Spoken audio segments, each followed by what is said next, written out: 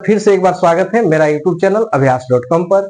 आइए आज समझते हैं 9वीं कक्षा का विज्ञान का ये पहला चैप्टर है हमारे आसपास के पदार्थ को। ये NCERT का पहला चैप्टर है 9वीं कक्षा का।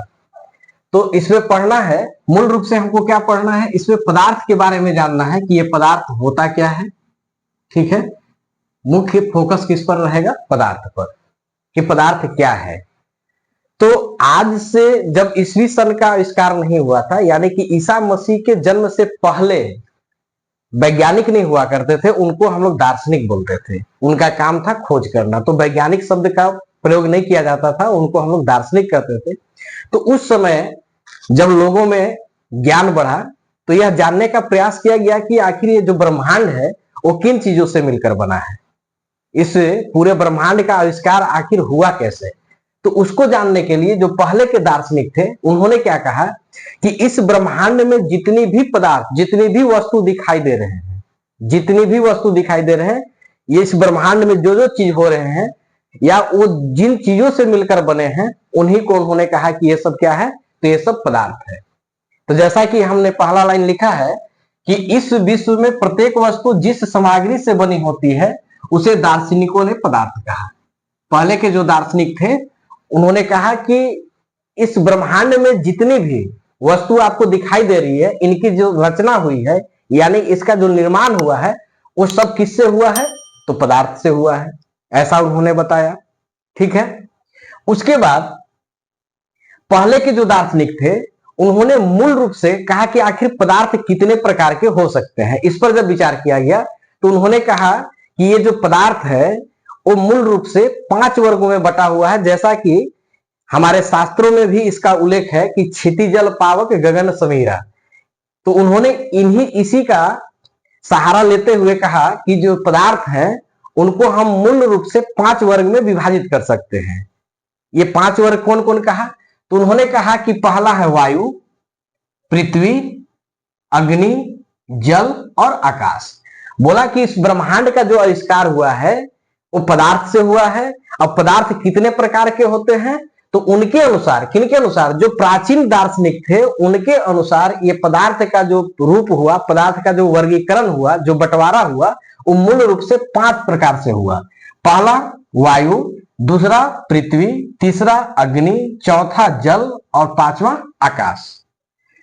उनके अनुसार कि ये जो पदार्थ है इनको उन्होंने 5 वर्ग में बांटा और यह कहा कि इस ब्रह्मांड में जितनी भी वस्तुएं हैं, चाहे वो सजीव हो या निर्जीव हो, इन्हीं 5 तत्वों से मिलकर बना हुआ है।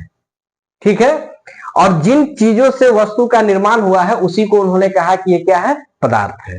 ये कब का बात हो रहा है? तो लगभग ईसवी सन के आविष्कार से 2000 वर्ष पहले का बात है। लेकिन उसके बाद क्या हुआ कि जब आधुनिक वैज्ञानिक है, आधुनिक वैज्ञानिक कहने का मतलब क्या, कौन सा? आधुनिक वैज्ञानिक जब बहुत सारा आविष्कार हुआ, रिसर्च होने लगे, तो जब उसके बाद जो आपके यही जो दार्शनिक थे उनको वैज्ञानिक नाम से संबोधित किया गया। ठीक है, दार्शनिक और वैज्ञानिक में कोई अंतर नहीं थे। पहले उनको दार्शनिक बोला जाता था और अब के भाषा में उनको हम लोग क्या बोलते हैं? वैज्ञानिक बोलते हैं।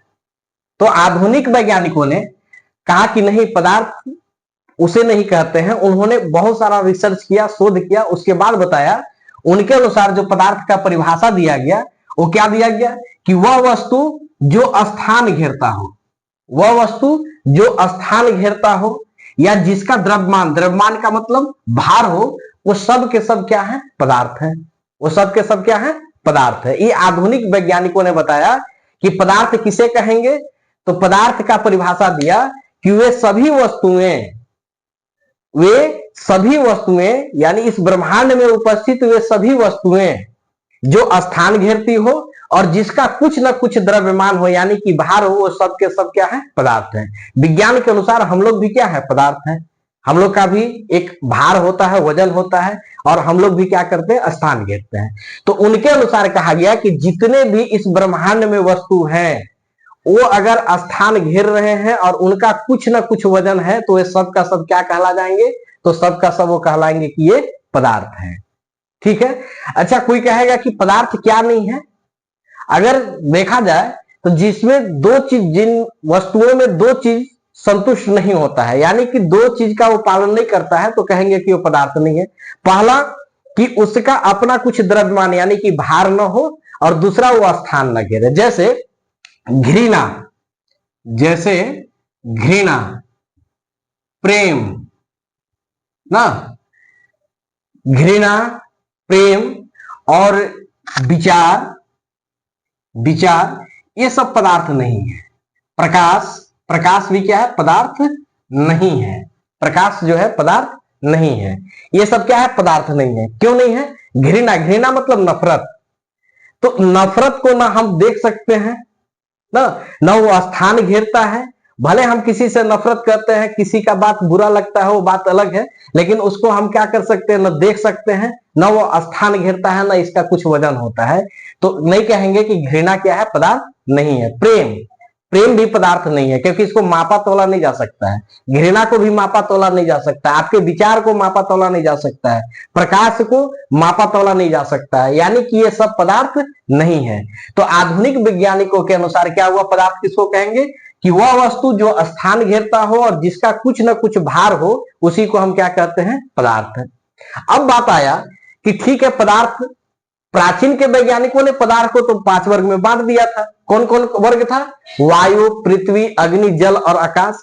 लेकिन आधुनिक वैज्ञानिकों ने जब इसका परिभाषा को बदल दिया, इसके परिभाषा को जब नए तरीके से प्रस्तुत किया, तो इन्होंने जब शोध किया तो पदार्थ को 2 वर्ग में बांटा। पहला वर्ग है भौतिक आधार और दूसरा है रासायनिक आधार। जब पदार्थ का बंटवारा होने लगा तो उन्होंने मूल रूप से 2 आधार, 2 बेस को अपनाया, एक भौतिक और एक रासायनिक आधार पर पदार्थ का बंटवारा किया। अब बात आता है कि भौतिक आधार क्या होता है भाई? भौतिक आधार कहते किसको है? तो इसके अंतर्गत पदार्थ के बाहरी बनावट का अध्ययन किया जाता है। जैसे मान लीजिए कि ये मार्कर है, ठीक है, तो इसकी बाहरी बनावट कि कितना सुंदर है, कितना बड़ा है, कितना वजन है, इसके बारे में यदि इसका अध्ययन किया जाएगा तो कहेंगे कि ये भौतिक आधार हुआ, ठीक है। और रासायनिक आधार में क्या होता है? तो इसके अंतर्गत किसी भी पदार्थ के आंतरिक संरचना का अध्ययन किया जाता है। आंतरिक संरचना का मतलब अब इसको पार्ट पार्ट खोल कर देखा जाएगा कि ये बना किस चीज से है, इंक कैसे इसमें भरा गया है, ये चल कैसे रहा है, ठीक है।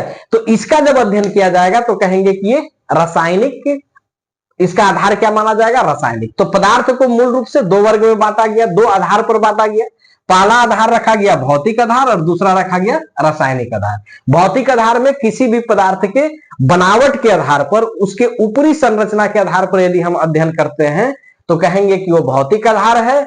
और रासायनिक आधार, उसके आंतरिक संरचना का यदि हम अध्ययन करते हैं तो कहेंगे कि वो रासायनिक आधार है। तो सबसे पहले भौतिक आधार पर पदार्थ को 5 वर्ग में बांटा गया। इस पदार्थ को हम लोग द्रव्य भी कहते हैं। इस पदार्थ को द्रव्य, ध्यान रखना है, द्रव्य कहते हैं, ना कि द्रव कहते हैं। द्रव अलग है, द्रव्य अलग है।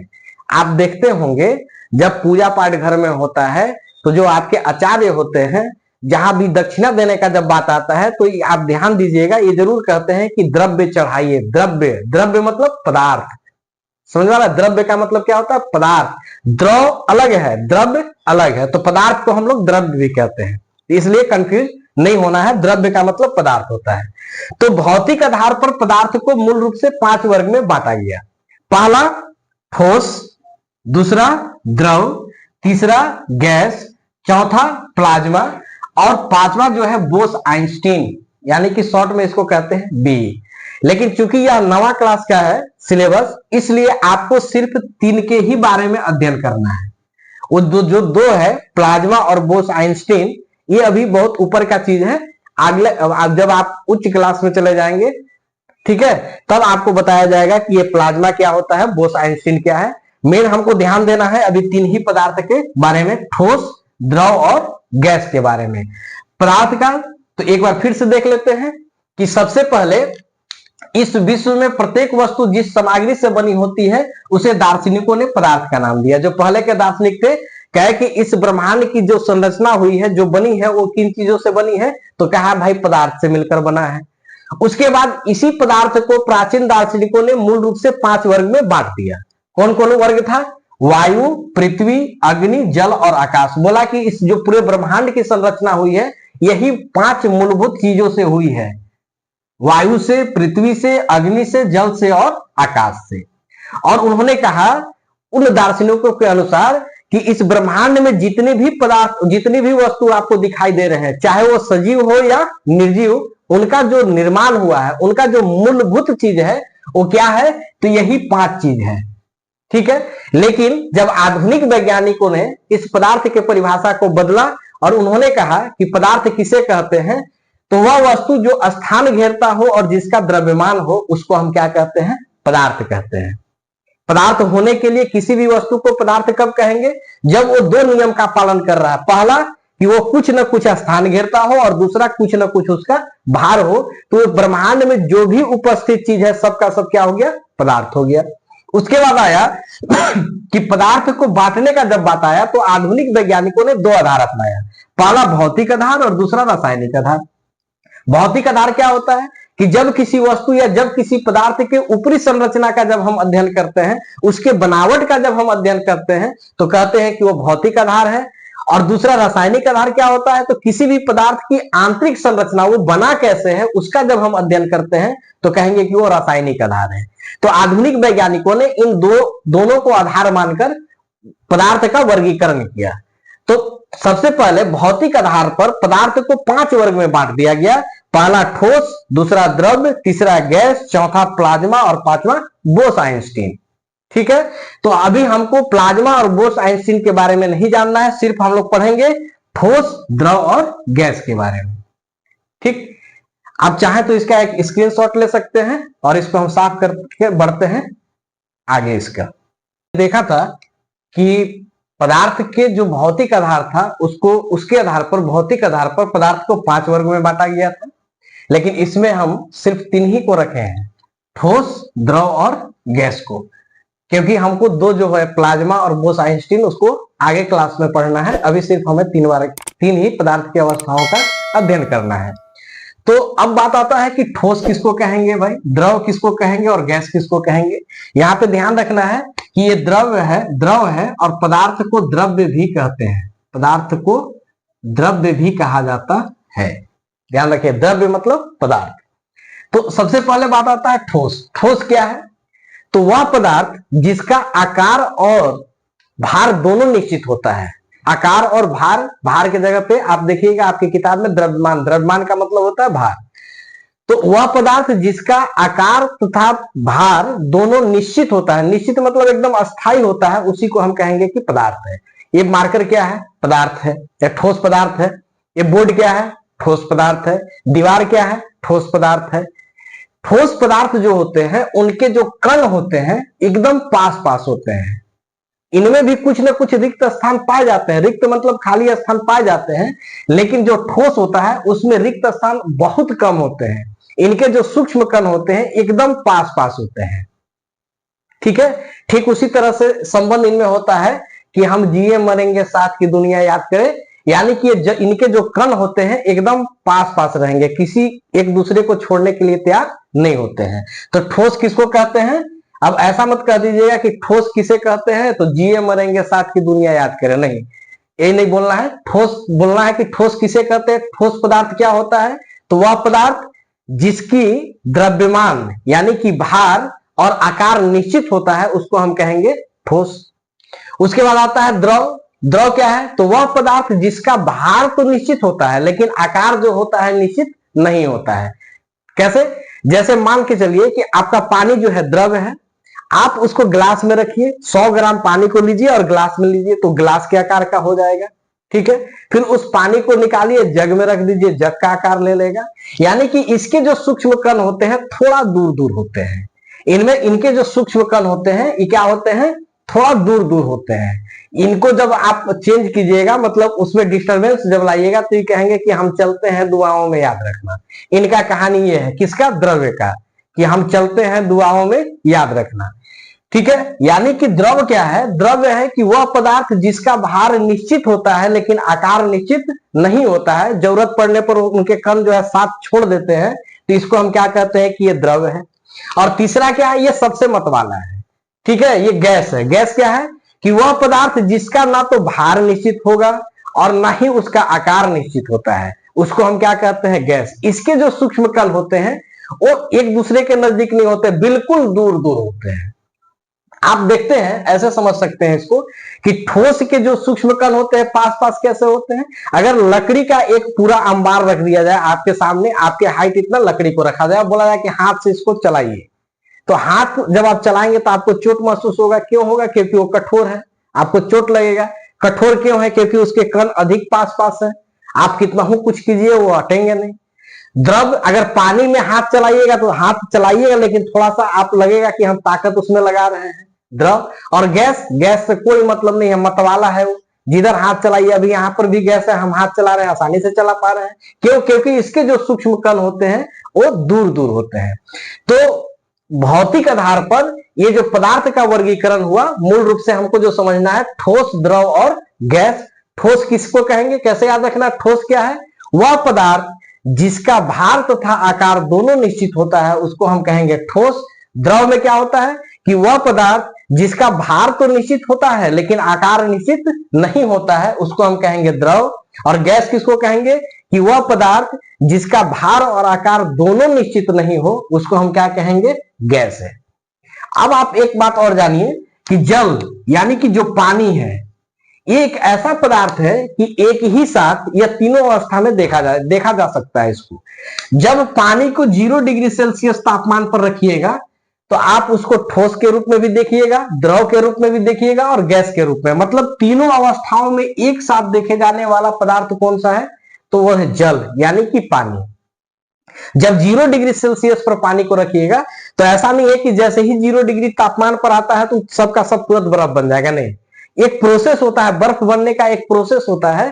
तो आप देखिएगा कि कुछ हिस्सा जमा हुआ है, जम गया यानी कि बर्फ ठोस अवस्था ले रहा है, कुछ उसमें पानी भी रहता है यानी कि द्रव अवस्था, और कुछ उसमें से भाप निकलते रहता है यानी कि गैस अवस्था। आप इसको अपने घरों के फ्रीजर, आपको फ्रिज का जो फ्रीजर होता है उसको जब आप खोलेंगे तो आपको ये अवस्था देखने को मिल जाएगा कि जब पानी जो होता है, आप देखिएगा फ्रीजर को जैसे ही ओपन कीजिएगा आप देखिएगा कि उसमें कुछ ठोस है यानी कि बर्फ जाए, कुछ पानी भी उसमें रहता है, और जैसे ही खोलिएगा आपको वाष्प निकलता हुआ नजर आएगा। तो ये था पदार्थ का वर्गीकरण। ठीक है, पदार्थ को भौतिक आधार पर हम लोग 3 अवस्थाओं के बारे में पढ़े, ठोस, द्रव और गैस के बारे में पढ़े कि ठोस अवस्था क्या होता है, द्रव अवस्था क्या होता है और गैस अवस्था क्या होता है। ठोस अवस्था क्या होता है कि वह पदार्थ जिसका आकार और भार दोनों निश्चित होता है, ठोस अवस्था कहलाता है। द्रव अवस्था क्या होता है कि वह पदार्थ जिसका आकार तो निश्चित नहीं होता है लेकिन भार निश्चित होता है, उसको हम लोग द्रव अवस्था कहेंगे। और गैस अवस्था किसको कहेंगे कि वह पदार्थ जिसका भार और आकार दोनों निश्चित नहीं होता है, उसको हम कहेंगे कि वो गैसीय अवस्था है यानी कि गैस अवस्था है। उम्मीद करते हैं कि आपको यह वीडियो जरूर पसंद आएगा। फिर अगले वीडियो में इसके अगले पार्ट को लेकर आते हैं कि पदार्थ को रासायनिक आधार पर कितने वर्गों में बांटा गया है, और फिर एक एक करके धीरे धीरे इस चैप्टर को हम लोग आगे पढ़ेंगे। यदि आप इस चैनल पर नए हैं, इस चैनल को सब्सक्राइब नहीं किए हैं, तो कृपया करके इस चैनल को सब्सक्राइब करें। और इसी प्रकार के पूरा एनसीईआरटी का कोर्स आपको इसी चैनल पर देखने को मिल जाएगा। आप यूट्यूब पर जाइए और सर्च कीजिए अभ्यास.com, और इस चैनल को जरूर सब्सक्राइब कीजिए और बेल आइकन जरूर दबाइए। धन्यवाद, फिर मिलते हैं अगले वीडियो में।